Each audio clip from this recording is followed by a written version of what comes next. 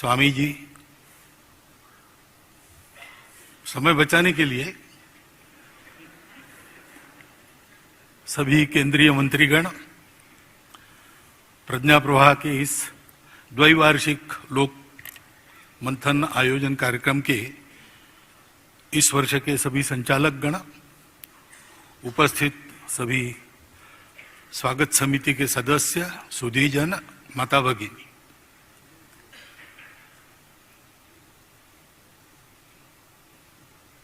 वैसे कार्यक्रम का समय भी समाप्त हो रहा है और समापन में कहने के लिए कुछ बचा नहीं है, परंतु 3 दिन में यहां रहा, एक समय क्यों न हो भोजन भी यहां किया है, तो दिया हुआ काम करना चाहिए, इस बुद्धि से मैं यहां पर खड़ा हूं।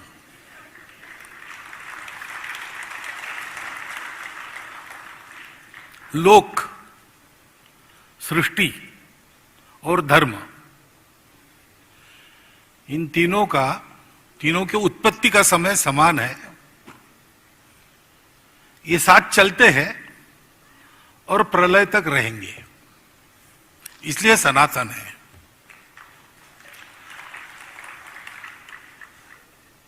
क्योंकि ये तीनों साथ है तो अस्तित्व चलता है। एको हम बहुश्याम ऐसी इच्छा करके जो उत्पन्न हुआ है, जो अभी स्थित है और कभी आगे जाके लय भी जिसका होने वाला है, वो इन तीनों के सहारे चलता है। अब ये बात जब हम कहते हैं, ऐसी बातें अगर हम कहते हैं, तो अपरिचित व्यक्ति की पूछेगा कि आप भारत से आए हो क्या? क्योंकि ये बात हमारे पूर्वजों ने पहचानी है। बात तो सबकी है, ये कोई बपौती हमारी नहीं है, ये एक सत्य है। लेकिन इस सत्य को हमारे पूर्वजों ने पाया, क्योंकि उन्होंने खोजा, बाकी दुनिया ने खोजा नहीं, उन्होंने खोजना बंद कर दिया। अभी इतना सारा मंथन अपना हुआ, ये इसके पहले भी ऐसे विचार हुए होंगे, तो सब में एक बात तो ये क्यों होता है? आनंद के लिए होता है, सुख के लिए होता है, संतोष के लिए होता है। उसकी राह में जड़ चेतन चराचर सृष्टि भटकती है, तो उस सुख को पाने के लिए सब लोग जाते हैं। अब कुछ पाना है, खोजना है, तो साधन तो अपने प्रकृति ने जो दिए हैं हमको, वो सब बाहर देखने वाले हैं, तो पहले तो बाहर ही खोजा जाता है। लेकिन बाहर खोजते हैं तो एक बात पता चलती है कि बाहर खोजने से मिलता नहीं, कभी लगता है मिला, लेकिन वो फीका पड़ जाता है, शाश्वत सुख नहीं मिलता, वो बाहर नहीं है। लेकिन सब कुछ बाहर का, बाहर देखने का दिया है, बाहर का खाने का दिया है, बाहर ही करने का दिया है, इसलिए उसमें रहना पड़ता है, तो रहते हैं, ऊब भी जाते हैं, उससे मुक्ति भी चाहते हैं। इस अवस्था में फिर रुक जाते हैं कि बस हो गया, यही है। मनुष्य जन्म लेगा, उसको कामनाएं वासनाएं दी है, उसको पूरा करने के लिए दौड़ता रहेगा, कभी ऊब कर बैठ जाएगा, विरक्त हो जाएगा, कूढ़ेगा मन में, आनंद संतोष तो मिलेगा नहीं, एक दिन मर जाएगा, ऐसा मानकर रुक जाते हैं। हमारे पूर्वज रुके नहीं, उन्होंने जो बाहर नहीं मिला तो अंदर खोजा, और फिर उनको ये बात मिली, अस्तित्व की एकता का सत्य उनको प्राप्त हुआ, और उनको ध्यान में आया कि जो कुछ है वो वही है, दूसरा कुछ नहीं है। उसको है इच्छा कि अलग अलग रूप में आविष्कार हो, इसलिए विविधता है। वो कुछ देर तक चलती है, उसके बाद एकता ही एकता है।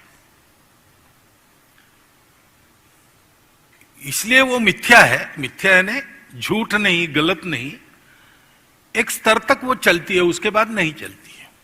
उसके बाद तो एकता ही एकता है। एकता शाश्वत है, पहले भी है, अभी भी है, बाद में भी रहेगी। विविधता में भी एकता है, खोजो तो, क्योंकि एकता ही से ही सारा हुआ है। ये दृष्टि हमारे पूर्वजों को मिली और उससे ये भी पता चला कि एकता ही है तो सब अपना ही है। और ये भी पता चला कि सब सुखी होंगे तो ही हम सुखी होंगे। Maximum good of the maximum people ऐसा होने के बाद भी जो मिनिमल बचेगा वो बाकी लोगों का जीना हराम करेगा अगर अभाव में है तो वास्तव में सुख संतोष पाना है तो सर्वे भी सुखिन संतु के सिवाय इलाज नहीं। अब ये उनको बोध हुआ, अब इसको व्यवहार में लाने के लिए जो उपकरण चाहिए वो बहुत बड़ा उपकरण चाहिए।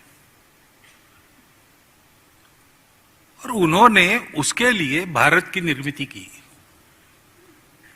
भारत बना कैसे? हमारा ये जीवन सनातन है,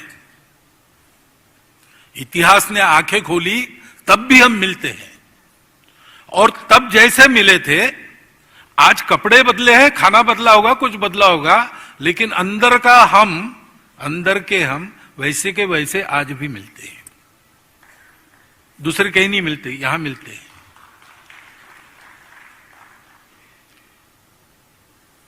क्योंकि ऋषियों ने ये सोचा कि ये सबको देना अपना कर्तव्य बनता है, उसका उपकरण एक राष्ट्र होना चाहिए।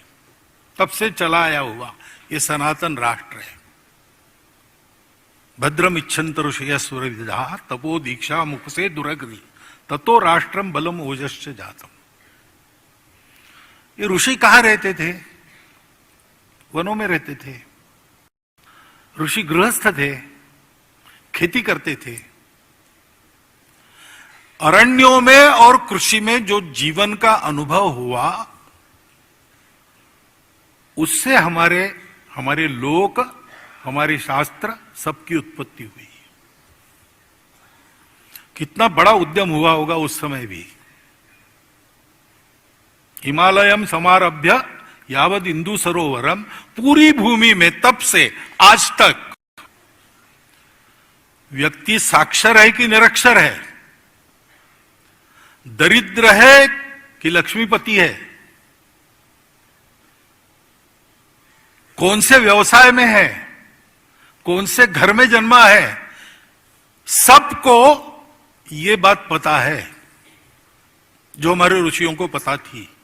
अनुभूति नहीं होगी, जानकारी है। अनुभूति नहीं होगी, संस्कार है। संस्कार है इसलिए व्यवहार है। किसने ये पहुंचाया है घर घर? लोग अपने घर बार सहित गांव छोड़कर बाहर निकले।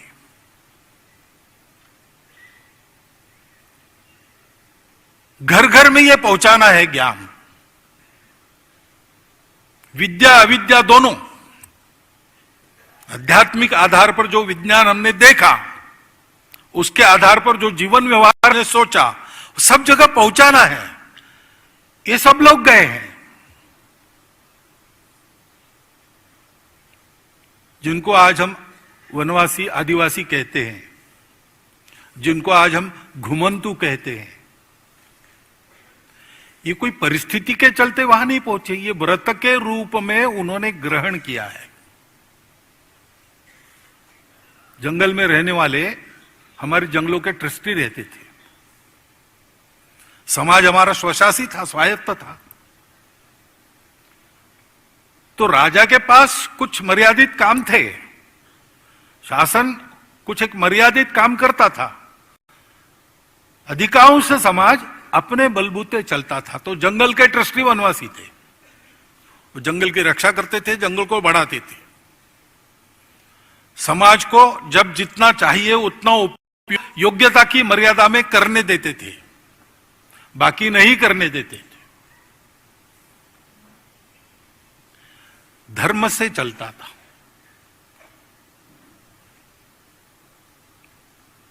सुप्रीम कोर्ट के एक निवृत्त न्यायमूर्ति जी से मेरी बात हुई कुछ वर्ष पहले।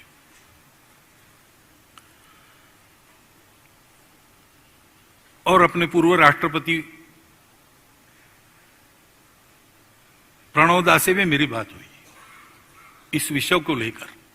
मैंने उनको पूछा कि जूरिस्प्रूडेंस ये अपना है क्या? दोनों का उत्तर था अपना नहीं है। मैंने पूछा अंतर क्या है? तो बोले ये रूल ऑफ लॉ है। ये रूल ऑफ लॉ कहां से आया? फ्रांस के विलियम द कॉन्करर ने इंग्लैंड पर आक्रमण किया। एंग्लो सैक्सन लोग वहां रहते थे, नॉर्मन और सैक्सन दो प्रकार की और जमातें थी।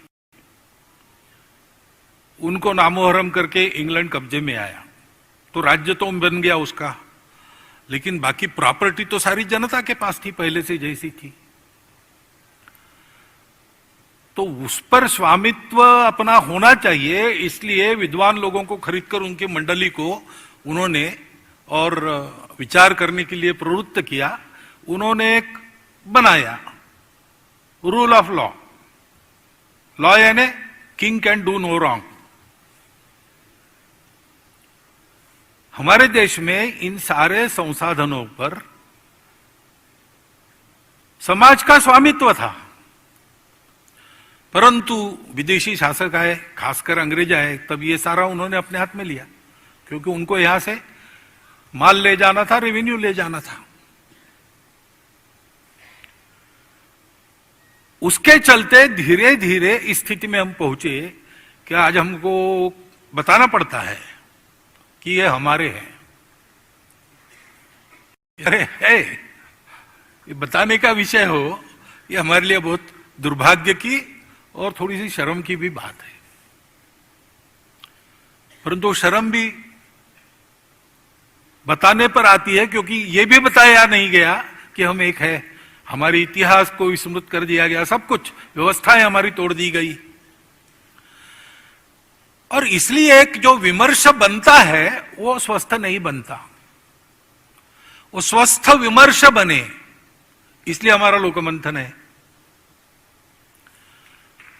परंतु और एक बात ध्यान में रखनी पड़ेगी कि ये सब कुछ हुआ, उसका कारण केवल विदेशी आक्रांता नहीं है।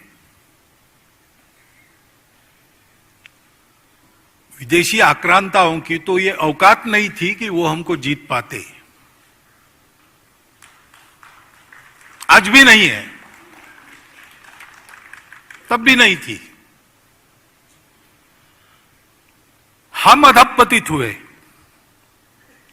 दीर्घकाल इस प्रकार से समृद्ध, समर्थ, सुरक्षित और प्रतिष्ठावान जीवन जीने के बाद कैसे होता है पता नहीं, लेकिन ऐसे होता है, हमको विस्मरण हो गया।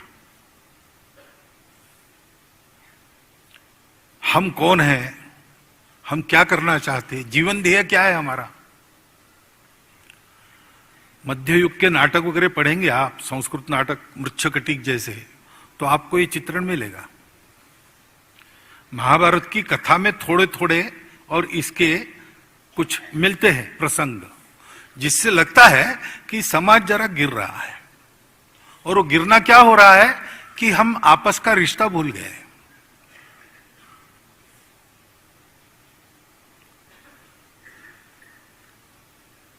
क्यों भूले? क्योंकि जीवन ध्येय बोले। ये जीवन ध्येय दिया था हमारे पूर्वजों ने कि हमारे राष्ट्र का निर्माण किस लिए है। एतद् देश प्रसूत से सकाशादग्र जन्मनाथ स्वयं स्वयं चरित्रम शिक्षेरन पृथिव्याम सर्वमानवा। ये सब साथ कैसे चलाना, भौतिक जीवन आध्यात्मिक आधार पर, अर्थ काम ठीक चले, मोक्ष भी मिले, इसलिए धर्म का अनुशासन तो है। धर्म क्या है? इतनी सारी विविधता है, लेकिन इसके एकता को मन में रखकर कैसे व्यवहार करना, ताकि सब अपने अपनी विविधता को सुरक्षित प्रतिष्ठित रखकर साथ मिलकर चले।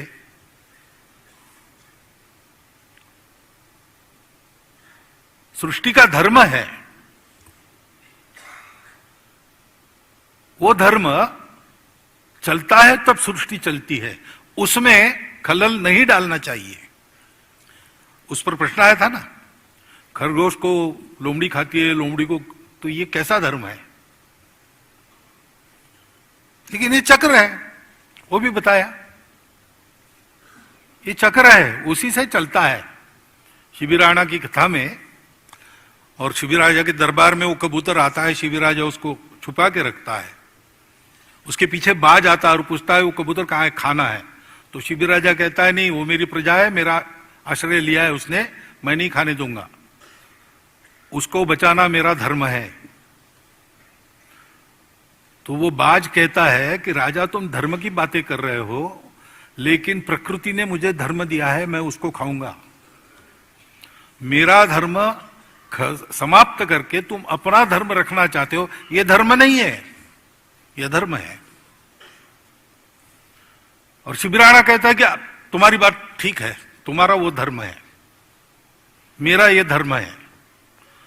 तो रास्ता ऐसा है कि तुमको कबूतर ही खाना चाहिए, ऐसा नहीं मांस खाना है, तो वजन के बराबर मांस मेरे बाह का ले लो। अपना देकर धर्म की रक्षा करना सृष्टि का धर्म है। खेती में मेंढकों को काम है, वो कीड़े खाते हैं, तो फसल पर बीमारी नहीं आती। एक बार किसान गए विनोबा जी से मिलने, और उन्होंने कहा कि वो आजकल बीमारी बहुत हो गई फसल पर। तो विनोबा जी ने कहा और मेंढक बेचते जाओ, और मेंढक बेचते जाओ, क्योंकि वहां से लेबोरेटरी के लिए मेंढक पकड़कर दिए जाते थे। तो विनोबा जी का कहना था कि मेंढक के कारण वो कीड़े समाप्त होना बंद हो गया, क्योंकि मेंढकों को आपने दे दिया उधर, तो बीमारी बढ़ रही। अब मेंढक हिंसा कर रहा है कि नहीं, कीड़े खाकर हिंसा कर रहा है, लेकिन उस हिंसा के कारण बहुत सारी बातें बच जाती है। सृष्टि का धर्म है, उस चक्र को पहचान कर उसके साथ चलना, तो हम सब सुरक्षित रहते, सृष्टि भी फलती फूलती है। हम इस प्रकार देते हैं, वो हमको देती है। ये इसका चक्र का उल्लेख हुआ, यज्ञ चक्र, एवं प्रवर्तितम चक्रम नानुवर्त्युयते ये में बताया। ये सारा धर्म सिखाना दुनिया को, ये हमारा जो जीवन ध्येय था हम भूल गए। हमने आपको अपने आप को मर्यादित कर लिया, मर्यादित कर लिया इसलिए भूल गए इसलिए फिर संबंध टूट गए, संवेदनाएं बंद हो गई, स्वार्थ आ गया। और इसके चलते हमने ही धर्म के नाम पर बहुत अधर्म किया है। इसलिए स्वामी जी ने जब कहा कि प्रकृति, संस्कृति और विकृति, तीन आयामों में चलने वाला लोग प्रकृति के अनुसार संस्कृति की ओर बढ़े, लेकिन विकृति की ओर न जाएं, ये भी देखना पड़ता है, वो देखा नहीं गया। इसके कारण हम दुर्बल हो गए और मुट्ठी भर लोगों के भक्ष बन गए। तो हमारा जो उद्यम है उसके दो काम हो जाते हैं। संत तुकाराम महाराज हो गए, उन्होंने एक प्रसिद्ध उक्ति है उनकी, रात्रंदिना आम्हा युद्धाचा प्रसंग, अंतर्बाह्य जग आणि मन। रात्रंदिन हमको युद्ध का प्रसंग है, अंदर अपने से लड़ना है, बाहर दुनिया से लड़ना है। किसी ने कहा होगा कि आप तो हरिनाम जपते हैं, इतना अत्याचार चल रहा है, हाथ में तलवार लेके लड़ते उड़ते तो है नहीं। तो उन्होंने कहा हम भी लड़ते हैं, अंदर अपने से लड़ना पड़ता है, बाहर। हमारा कार्य ऐसा ही दो धारा कार्य है। हमको अपने समाज की स्मृति को भी ठीक करना है, क्योंकि उसके क्षीणता के चलते ये सारी समस्याएं आज जो दिख रही, वो भी एक बार ये याद हो जाए कि हम एक ही है। जो महामहिम राष्ट्रपति जी ने यहां पर कहा, वनवासी, गिरिवासी, नगरवासी, ग्रामवासी हो, सब भारतवासी है। और ये केवल भावनिक आह्वान नहीं है, ये रोकड़ा सत्य है, बिल्कुल। ये रोकड़ा सिद्ध है, सत्य है। ऐसे ही ये सत्य है कि संपूर्ण जीवन को पहचान कर उसका ठीक ठीक रखरखाव करने वाली जो संपूर्ण दृष्टि चाहिए वो भारत की दृष्टि है, बाकी किसी के पास वो नहीं है। अभी अभी जहां से हमने शुरू किया अंदर देखना, वहां पर विज्ञान पहुंच गया उस दहलीज तक।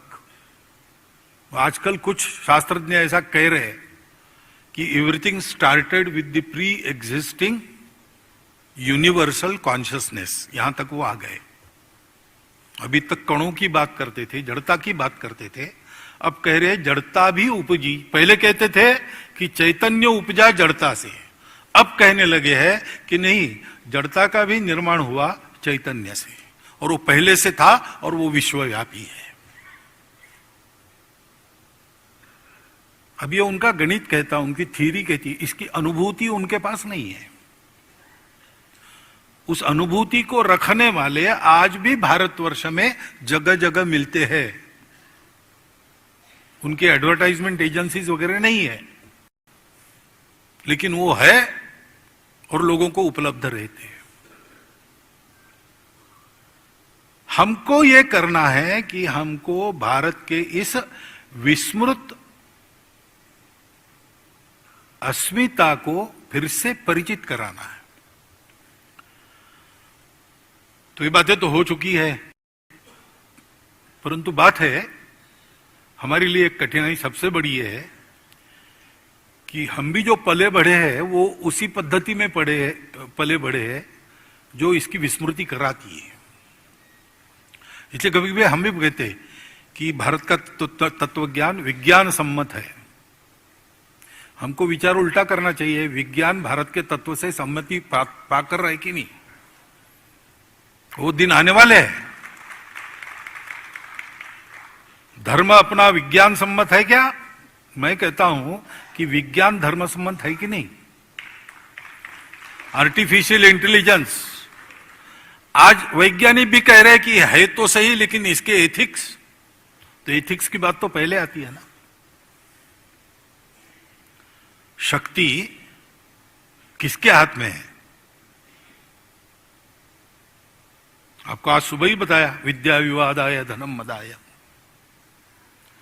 तो खलता और साधुता, फर्क किसका है? साधन सबके लिए है, कौन पाता है? उपयोग करने वाले की बुद्धि कैसी है, हृदय कैसा है? उस बुद्धि को, हृदय को तैयार करने वाला भारत का विचार है। हमको भी उसके साथ तादात्म्य, ये जो प्रश्न वगैरह आते हैं ना, वो क्यों आते हैं कि अभी भी हम उस चौखट में अपना विचार कर रहे हैं। ऐसे नहीं होगा, वो चौखट एकदम अलग है, भारत की अपनी चौखट है। उसमें तर्क को स्थान है, उसमें विवेक को स्थान है, उसमें अंधश्रद्धा बिल्कुल नहीं है। हमारे यहां फेथ नाम का शब्द नहीं है।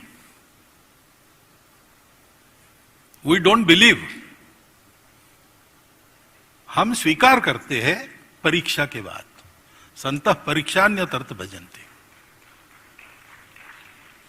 रामकृष्ण परमहंस को पूछते हैं कि आप बता रहे हैं, आपने देखा है क्या?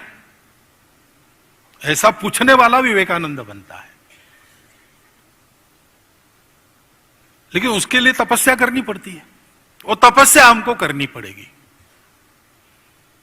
अभी हमारे लिए करणीय 10 बातें आई, लेकिन ये करणीय 10 बातें प्रत्यक्ष में तब आएंगी जब हम अपने से प्रारंभ करेंगे। सारी दुनिया के अच्छे विचार लेना है, भारत छोड़कर बाकी सब खराब ही है ऐसा नहीं है। क्योंकि जैसे वो रुक गए एक समय पर, महाभारत काल के कुछ बाद, यानी कलयुग के प्रारंभ में कुछ शतकों में हम भी रुक गए, और इसलिए बहुत सारी विकृतियां आई। उस समय वो चले, एक भौतिक दिशा में चले, तो उधर से लेने लायक बहुत हो सकता है। महल तो युधिष्ठिर का बनाना है, लेकिन बुलाया मेक्सिको से मायासुर को, क्योंकि वह सबसे प्रवीण शिल्पी था। माया सभा की रचना उसने की, तो यह बात वर्जन नहीं है, परंतु यह ध्यान रखना है, निर्माण नया होगा, कपड़े नए होंगे, रूप नया होगा, परंतु आत्मा वही होगी, तत्व वही होगा, काम वही करेगा। और इसलिए हमको एक युगानुकूल रूप हमारे इस शाश्वत धर्म का, संस्कृति का देने के लिए चिंतन करना पड़ेगा। उसके लिए हम सबको पहले मूल से अध्ययन करके अपने विचारों को उस चौखट में बिठाना। हम में कुछ लोग ऐसे हैं ही, विशेषकर नई पीढ़ी को सोचना पड़ेगा। उधर से प्रश्न आएंगे, बाहर से, उसके उत्तर हम देते बैठेंगे। ये खेल हमको नहीं खेलना है, क्योंकि व्यावहारिक धरातल पर और तात्विक धरातल पर हम जीत गए हैं, जीत गए हैं। हारने के बाद भी हार दिखानी नहीं है, इसलिए गाली देना बहुत होता है। ऐसा कुछ हो रहा है। अभी कुछ चुनाव हो गए ना कल परसों में, अब देख लीजिए, ये वहां चलता है।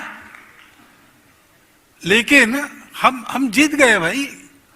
सारी दुनिया लड़खड़ाई है। 2000 सालों में जितने प्रयोग हो गए हैं, ईश्वर को मानने वालों के, न मानने वालों के, व्यक्तिवादी, समाजवादी, सब प्रकार के लोग प्रयत्न करके थक चुके हैं, लड़खड़ा रहे हैं, भारत की ओर देख रहे हैं। हमको क्यों उन प्रश्नों के जवाब देने हैं?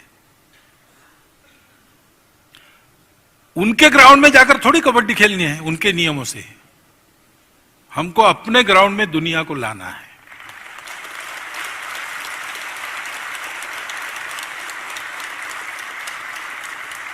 इस दृष्टि से हम समझ लें, हम तन्मय हो जाए, हम समझ जाए, क्योंकि ये सत्य ऐसा है, वो तन्मयता से ही मिलता है, और वो तन्मयता आत्मीयता से ही आती है। ताही अहीर की छोहरिया छछिया भरी छाछ पे नाच नचावाई, ऐसा है ये।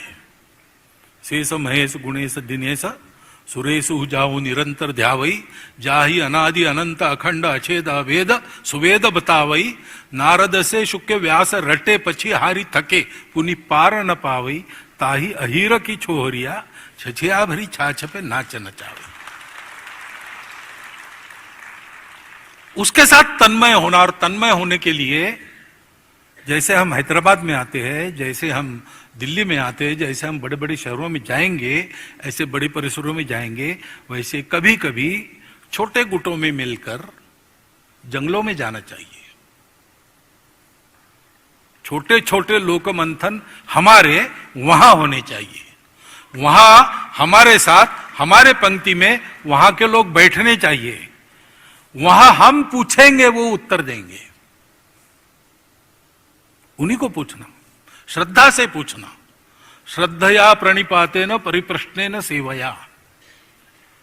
लोग को समझना है, लोगों में जाना पड़ेगा। है कर्म प्रवण लोग है, वो तो जा ही रहे, कितने ही अपने सामने यहां आकर बोले लोग, परंतु ये अपना प्रवाह बढ़ रहा है। भारत को उठना है, भारत को बड़ा होना है। और अभी चारों ओर देखते हैं तो यही लोग दिखते हैं जिनके साथ ये होने वाला है, इसलिए जुड़ने वाला बहुत बड़ा समाज है। उसको साथ लेकर हमको ये करना पड़ेगा, तो फिर जल्दी समझ में आएगा, पूरा समझ में आएगा। ठीक ठीक शब्दों में सब नहीं बता सकते, अंदर है, अनुभूति में है। ये अनुभूति का मामला है, ये हमको करना पड़ेगा। और ये ध्यान रखना पड़ेगा कि ये अनुभूति हमको बताती है कि इस विश्व में हम किसी के शत्रु नहीं, कोई हमारा शत्रु नहीं है। आक्रामक आए, उन्होंने कुछ किया, ठीक है, हम मार नहीं खाएंगे, हम हानि नहीं करने देंगे अपनी, हम प्रतिकार करेंगे, लड़ेंगे। जिसको वो परीक्षा करनी है वो कर ले, परंतु हम किसी से लड़ते नहीं। उदयनंद नाम का राजपुत्र, उसकी कहानी है केरल में। पिताजी ने भेजा उसको, जाओ भाई सीख के आओ, तुमको प्रजा की रक्षा करनी है बाद में। तो आचार्य परशुराम जी की शस्त्र विद्या अस्त्र विद्या सिखाने वाले 21 आचार्यों का गुरुकुल था। वहां जाके वो पढ़ा 12 साल, बहुत मनोयोग से सारा सीख लिया। परीक्षा के लिए आया रंगशाला में, 20 आचार्य प्रधानाचार्य को आगे करके बैठे थे। पूछा उसने, परीक्षा लीजिए। तो प्रधानाचार्य ने पूछा कि परीक्षा लेते हैं, लेकिन क्या क्या परीक्षा ले, तुम्हारी कितना सीखे हो तुम 12 साल में? तो उसने कहा, आचार्य जी आपकी कृपा से मैं 10,000 लोगों के साथ अकेला लड़ सकता हूं। तो प्रधानाचार्य ने कहा, ऐसा करते हैं, तुम फिर कल आओ, ये तुमने बताया ना, तो कल हम सोच के परीक्षा लेंगे, कल आओ। तो चतुर था राजकुमार, समझ गया, फिर से यानी सप्लीमेंट्री में बुलाया, यानी फेल हो गए। तो सोचा उसने रात भर मेरी क्या गलती हो गई। फिर दूसरे दिन जाके कहा कि हाँ वो कल जरा मैं ज्यादा ही बड़बड़ा गया, 10,000 लोगों से लड़ना नहीं पड़ता, क्योंकि 10,000 लोग मार नहीं सकते, घेर कर भी मारेंगे आपस में ही टकरा जाएंगे। 10,000 कहां मार सकते एक आदमी को? वो अंदर के घेरे में जितने खड़े हो सकते हैं उतने ही मार सकते हैं, और वो 27 होते हैं। तो उसने कहा, आचार्य 27 लोगों से मैं लड़ सकता हूं। तो आचार्य ने कहा, बहुत आनंद की बात है, तुमको सोचने की दिशा मिल गई, तुम सोचो और फिर कल आओ। फिर दूसरे दिन सोच के गया तो बताया, कल भी जरा ज्यादा ही बोला मैं। ऐसा है कि 27 भी है तो भी एक समय तो एक से ही लड़ना पड़ता है ना। एक का मार रोकना, दूसरे को धौस बताना, तीसरे के पीटते हुए चौथे के बगल में से घेरे के बाहर निकलना, और एक बार बाहर निकले कि घेरा नहीं पड़ने देना, सामने हमेशा एक को ही रखना। तो मैं एक से बहुत अच्छा लड़ सकता हूं। तो आचार्य ने कहा, बस अब तुम पहुंचने वाले हो, पहुंच जाओ, कल फिर आओ। और उस दिन जब पहुंचा वो, तो उसने बहुत हृदय से क्षमा मांगी सभी आचार्यों को, कहा कि मैं ज्यादा ही बोल गया था, एक तो आपने मुझे मारपीट करने के लिए ये सब नहीं सिखाया, और मैं किसी से वैरभाव नहीं रखता हूं, तो मेरा कोई शत्रु नहीं, मैं किसी से लड़ नहीं सकता। लेकिन दुनिया में सब है, दुष्ट लोग भी है, तो वो अगर मेरी या मेरे प्रजा की हानि करना चाहे तो उनको रोक कर मैं अपने आप को और मेरी प्रजा को बचा सकता हूं, इतना मैंने सीखा है।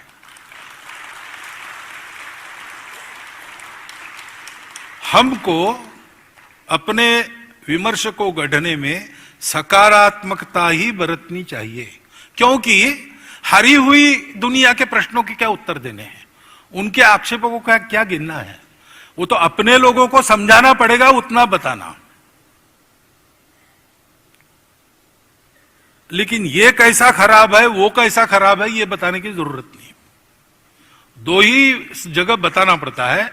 किसी ने किसी के मन में कुछ भर दिया है, उसको निकालने के लिए बताना पड़ता है, और किसी बात के कारण हानि हो रही, वो बात लोग छोड़ दे इसलिए कुछ बताना पड़ता है। ये दो प्रसंग छोड़कर बाकी जगह हमको गलती किसकी क्या है ये बताने की जरूरत नहीं, सही क्या है ये बताना है। ऐसा विमर्श हमको गढ़ना पड़ेगा, क्योंकि आज सारे विश्व को प्रतीक्षा है,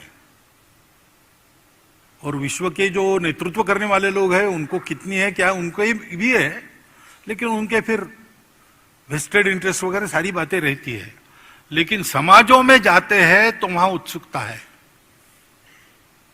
यह अनुभव आता है। लोग आते हैं मिलने के लिए, लोग पूछते हैं, देखकर अभिभूत होकर जाते हैं, उनको ये उत्सुकता है, उनको भारत से रास्ता चाहिए, भारत को अपना रास्ता पूरा पता हो जाए ठीक ठीक।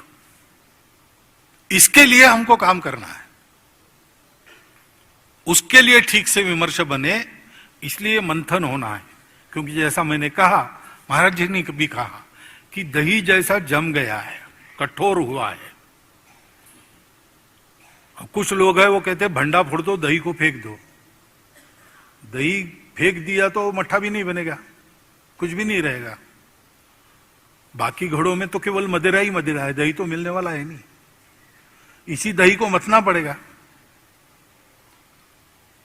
नवनीत सबको देना पड़ेगा, मट्ठे का उपयोग सबके स्वास्थ्य को ठीक करने के लिए करना पड़ेगा। तो ये मंथना हमको करना है और बाकी चिंता मत कीजिए। मंथन से अमृत निकलेगा, वही देना है। हलाल निकलता है, निकलेगा, लेकिन अपने स्वार्थ की होली जलाकर, अपने आशाओं को, अपने मोह को चिताओं पर जलाकर जो लोग घर छोड़ के निकले हैं, वो शिवरूप में उस हलाल को प्राशन कर लेंगे, पचा भी लेंगे। ऐसा वर्ग अपनी पूर्वजों की कृपा से अनेक रूपों में आज भारत में विद्यमान है। वो है इसलिए सब चल रहा है, वो अपना काम कर रहा है। हम ये अमृत निकालकर सबको देना, मृत्यु के कगार पर पहुंची हुई मानवता को अमरता प्रदान करने वाला भारत खड़ा करना, इसके लिए इस अपने काम को ठीक तरह से करे, इसकी आवश्यकता है। बाकी सारी ज्ञान की बातें विद्वान लोगों ने और आज के महनीय वक्ताओं ने आपके सामने रख दी है। मैं एक काम करता हूं जिसमें जमीन पर काम करना होता है, और वैसे भी मैं जानवरों का डॉक्टर हूं, इसलिए मुझे तो करने की बातें ज्यादा भाती है, ज्यादा समझती है। तो मेरी बुद्धि से करने के लिए कुछ बातें मेरे मन में आई, वो मैंने आपके सामने रख दी है। इसका आप ठीक से उपयोग करेंगे अगर योग गल गए तो। ऐसी आशा और विश्वास के साथ आपको धन्यवाद देता हुआ, क्योंकि इन 4 दिनों में मेरी भी बहुत ज्ञान वृद्धि हुई है, उसके लिए कृतज्ञता भी व्यक्त करता हूं, आपका धन्यवाद करता हूं और मेरे 4 शब्द समाप्त करता हूं। ఈ వీడియో మీకు నచ్చినట్టయితే లైక్ చేయండి, 10 మందికి షేర్ చేయండి. అలాగే కామెంట్ల రూపంలో మీ అభిప్రాయాలను మాతో పంచుకోండి. Nationalist hub group of channels ను సబ్స్క్రైబ్ చేసుకుని తెలుగునాట జాతీయవాద జర్నలిజాన్ని ప్రోత్సహించండి. ఈ వీడియో కింద ఉన్న బెల్ ఐకాన్ పై క్లిక్ చేయడం మర్చిపోవద్దు.